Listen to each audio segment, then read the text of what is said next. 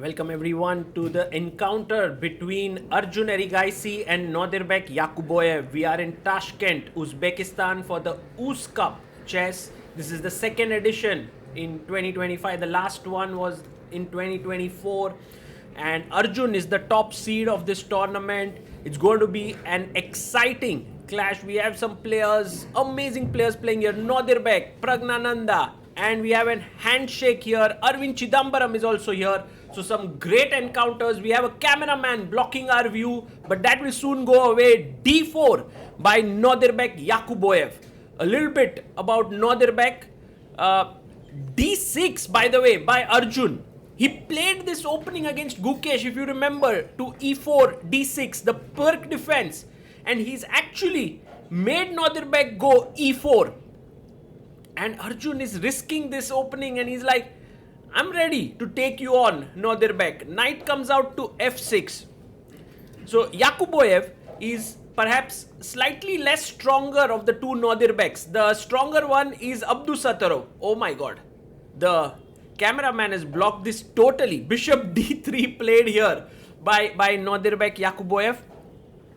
But, you know, on a given day, Yakubboev can play at a very high level. E5 by Arjun.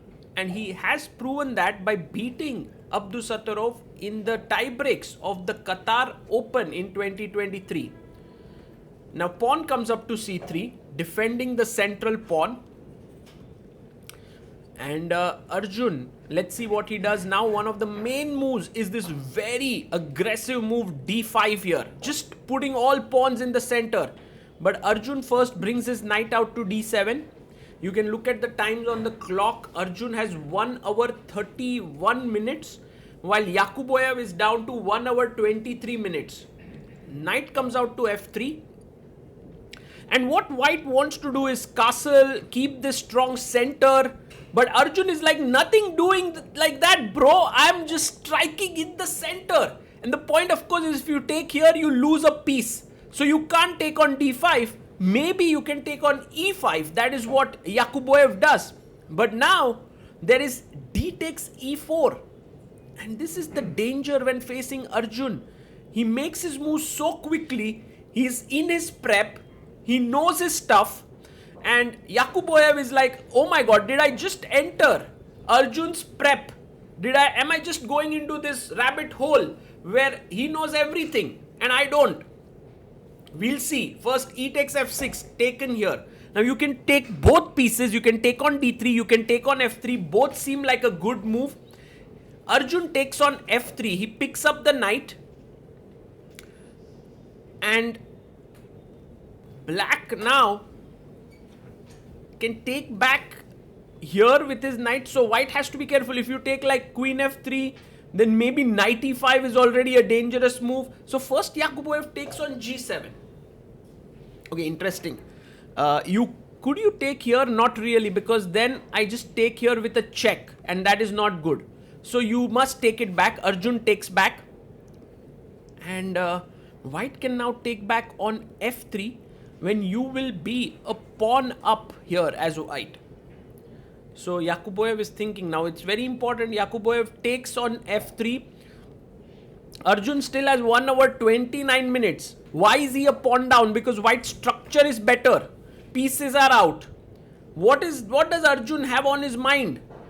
With 1 hour 28 minutes on the clock, Arjun just remembers his prep, goes Knight E5, attacks this and this. And Yakubboev has to be very careful. His bishop is hanging. So he has to save it. The only move here is bishop B5 check. Fantastic. He finds the right move. Okay. Arjun can go C6, but then there is Queen G3 attacking this bishop. So that doesn't work. He goes bishop D7. And now the simple way to continue is just take here, play Queen E2, castle it out next. Position is complex. Black definitely has compensation. But Yakubboev jumps in with Queen B7, a blunder here. A big mistake. And his point, of course, is if you go Rook B8, he wants to take on D7 and then get his queen out from there. So Rook B8 is not a great move. But why is this a blunder? Why is taking here such a big mistake? The reason is Arjun can castle here. And then he's threatening rook b8. And where can you take your bishop? If you take here, there are knight d3 check ideas. It's such a dangerous position here. But can Arjun firstly find short castle? That is the big question. Has he understood all the nuances of the position? While he made the last move, he had 1 hour 29 minutes. And let's have a look at Arjun's expressions. He looks calm, cool, and he just castles in 2 minutes. In 2 minutes, Arjun castles. Now, this is a big threat, massive threat. Take your bishop back to e2, I have bishop c6 and I take on f3, rook e8. The king is toasted. So, bishop going back, not an option. Nodirbek takes. But if you take back, Nodirbek would be jumping because he can castle. The main problem is Ajuba is going to check here. He's going to check on d3, he plays it, and look at the way in which he played knight d3 with full style there. Check to the king. And now what has happened here, guys, is for 2 pawns, Nodirbek has permanently made his king into a terrible piece. You could see that last move by Yakubboev, the way he played it. Look at his expression. He's so upset. He's like, why the hell did I play this way?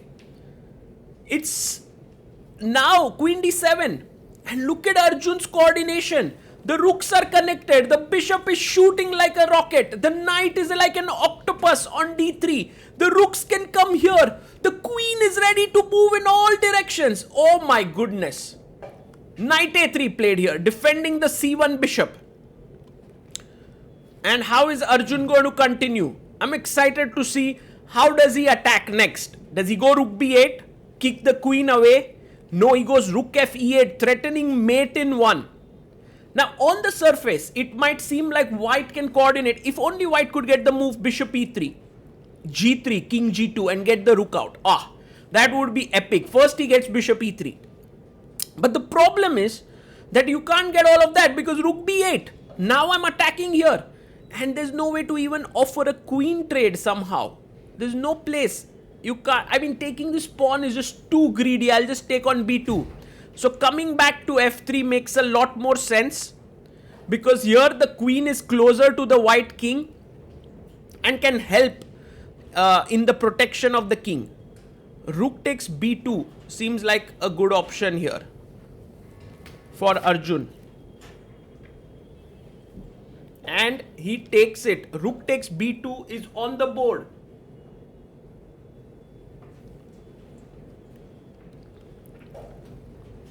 And now bishop takes c3 is one move that is possible. Knight comes out to c4. Attacking the rook here on b2. You know, white is trying to get his pieces rolling. And Arjun is taking his time now. And this is sign of a good player. Once they have a good position or, you know, close to winning position, they kind of zone in. They do not rush it. They try to find the best moves. Now rook c2 attacks the pawn on c3. Rook d1 could attack here. Pinning the knight, but is that a problem? Well, that seems like a problem, you know. The knight cannot move now. What does Arjun have in mind here? Well, one idea is queen e6. So that if you take on d3, I can take on c4. Pin your rook. But he goes queen a4, which is also a beautiful move. Attacking the knight. The knight hardly has any squares that it can go to. Look at this. It's all controlled. Goes back to d2. Oh, look at this. White pieces. Just so discoordinated. So unharmonious. And Arjun takes another pawn. Rook takes a2. So now the pawns have been equalized. In fact, you're going to lose another pawn here. Meanwhile, you haven't really solved the problem. Maybe g3 could be one way to try and solve to get king g2. But Nodirbek goes for... Well, he's so confused there. He goes h3. I'm not really sure what is on his mind. Maybe he wants to do king g1 h2 and then connect the rooks. The problem with g3, I believe, was knight e5. getting the queen out and then moving the queen in here. So anyway, h3, he goes rook a1. Arjun is like, I'm ready to trade now. And if you take here, queen takes, it's already game over. The rook on h1 is hanging. So taking the rook doesn't make sense. King e2, right into the heart of the position. But here already there's a huge move that Arjun has. Knight f4 check. A very, very strong move. King e1, I have bishop c3 pinning everything. He takes with the queen, but isn't the bishop pinned here? Can I simply not win the queen here? He takes on f4. And now Arjun takes it back. Queen takes f4.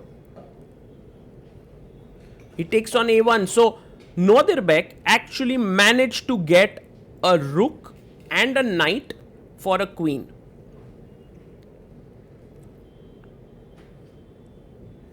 And now bishop takes c3 has been played.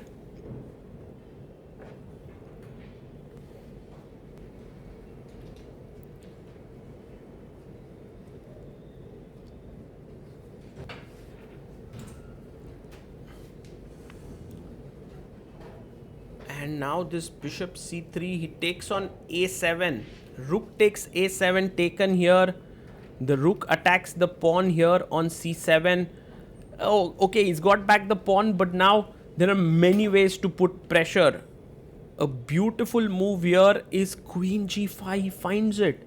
And the threat is rook takes bishop. Notice it carefully. You can't take with the king. Pawn takes.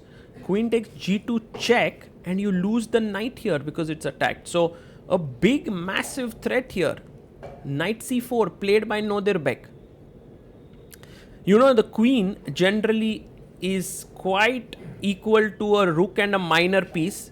But when the opponent's king is weak, the queen is an absolute monster. You can see here now pinning this knight. And perhaps the only way to save it is king d3. But then I have a check here. The bishop is hanging. If king d3, I guess I'll go queen b3 perhaps. Rook c7 is possible, but then I don't know. Maybe he wants to go bishop a5 attacking the rook. Oh my god, king d3 played by Nodirbek. And Arjun now, his bishop is hanging, so he needs to do something about it. He plays queen b3. And now this threat, just simple bishop g7 and pick up the knight. And yeah, it's all over. If you take rook c7, I have bishop a5 check, picking up the rook. Don't really have too many moves. Arjun gets up from his chair. He's currently rated 2782. He will be looking to reach 2800. Nodirbek signs the score sheet. He writes the score there 0-1.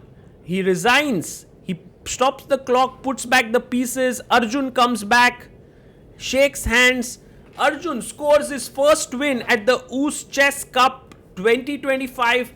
He was winning right out of the opening. In fact, Nodirbek's 11th move itself was a blunder, and Arjun then did not put one foot wrong. Like, you make one mistake with Arjun, that too such a huge one, and it's not going to be going down well for you after all. He's world number 4, and a great start for Arjun. The other winners were Abdusattorov, Nodirbek, and Javokhir Sindarov. So 2 Uzbeks starting with 1 point each, while Arjun, one of the 3 Indians in the fray, Pragnananda and Arvind being the other 2, they drew, but Arjun has started off with a win and a big start for him. We'll be following Arjun in this tournament, but kudos to him for this very fine win.